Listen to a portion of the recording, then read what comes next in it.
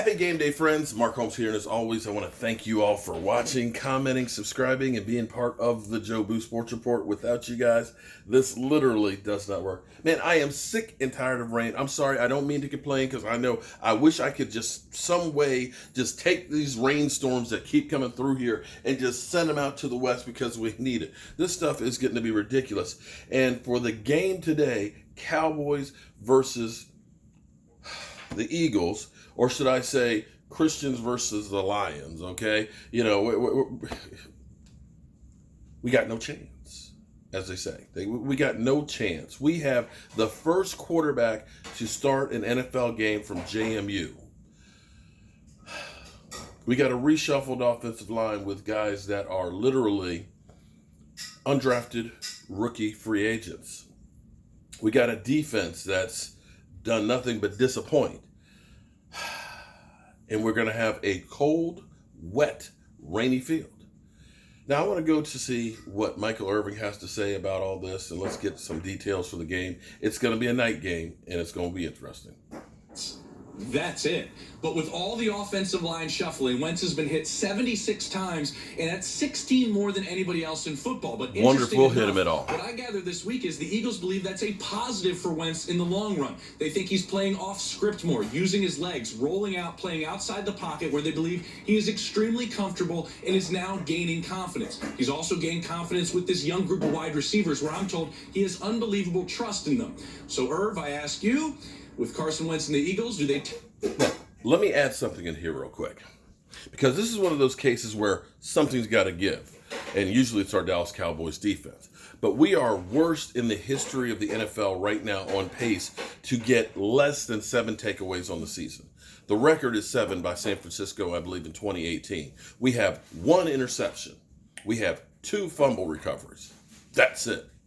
That is putrid. It stinks. It sucks. It's awful. It's just completely butt ugly. But here's the thing. The Eagles are 4th in the NFL at turning over the football. Something's got to give.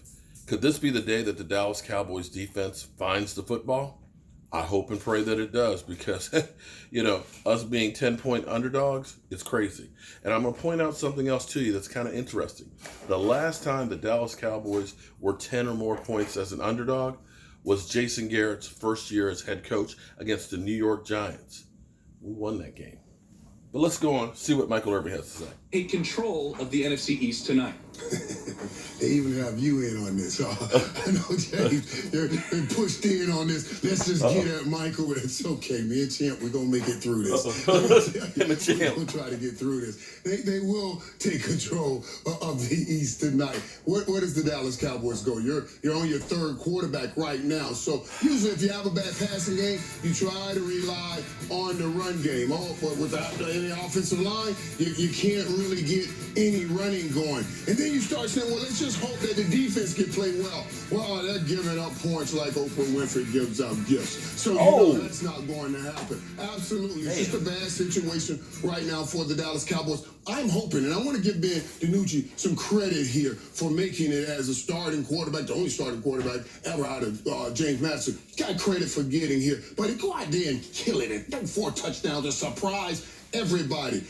We hope that happens with you as one rookie. Now let's go to Miami and hear from Steve. So, sounds like Michael Irvin has conceded defeat on this one, that basically he's like, yeah, the Eagles are going to take control of the division.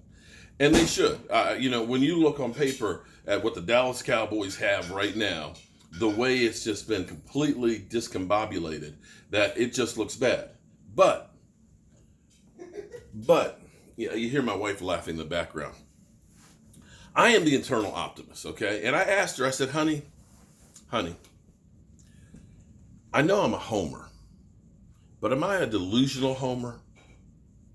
And she's like, I don't know what you mean. I said, as crazy as this, I said, I'm going to put some numbers out there for you.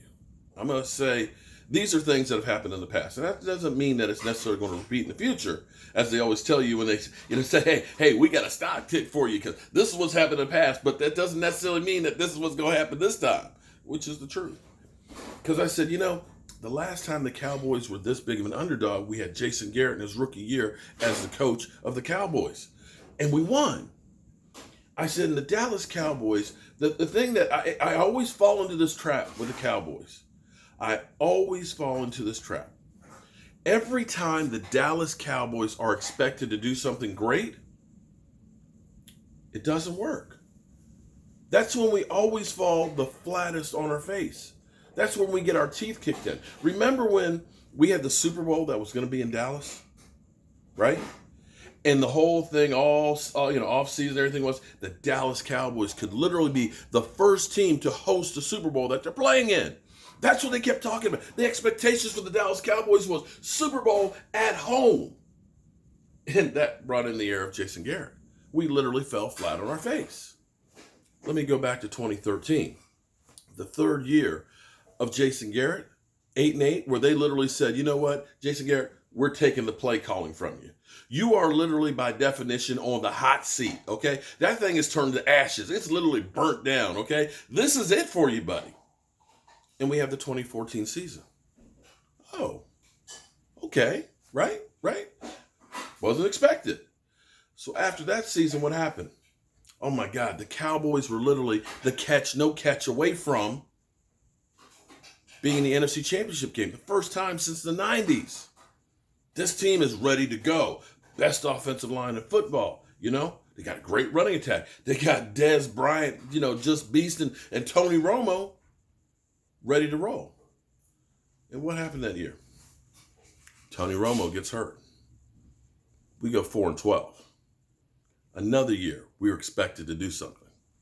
And after finishing the season 4-12, looking like crap, they said, okay, Tony Romo's coming back.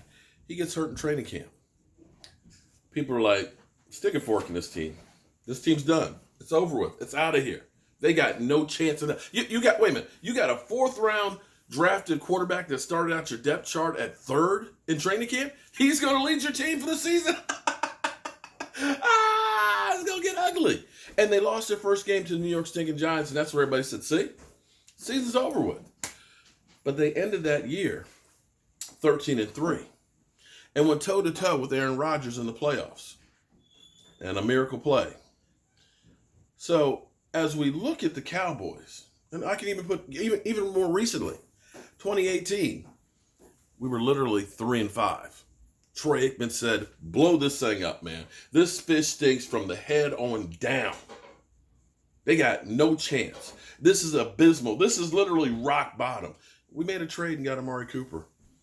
And we went on a historic run, doing something nobody has ever done in our division, which was being at 3-5, turn around and winning. And we weren't expected to do anything. I say all this because right now, everybody's just like, they don't even need to play the game. Just put it down as a win for the Eagles. The Cowboys, they got no chance. Man, they got a 7th round, 3rd string quarterback, okay, who's still, wet behind the ears. He's wet behind the ears. You got a defense that literally has done nothing all season, and you got a new coach in here that just does not seem to have taken control. But I want to point out a couple of things to you. Mike McCarthy was 2-4 his first year with the Green Bay Packers. And that was with Brett Favre. The next year they went 13-3. I'm not saying that that's going to happen next year, but you can look at it and say, after the year that we had, nothing will be expected to happen for the Dallas Cowboys. And you've seen a lot of teams, and a lot of ones that happen, but you've seen guys like Joe Gibbs start out when he joined the Washington football team, started out 0-5, and everybody else was just like, man, maybe we shouldn't have fired Jack Pardee. Jack Pardee had him playing better than this, but he ended that season 8-8 and went on to win 3 Super Bowls. I don't know if that'll happen. I don't know where you go with this, but, expectations are the building blocks of resentment. When you're expected to do something and it doesn't happen, everybody hates you. So I've just been all over the place here. Interpret what you want from this conversation. But when you say that there's no chance, no, the chances and the odds are not good. On paper, this should be a blowout. But it's football, and anything can happen. Remember, the Washington football team came from 17 points down to blow out the Seagull team. All right, I'll see you guys tonight.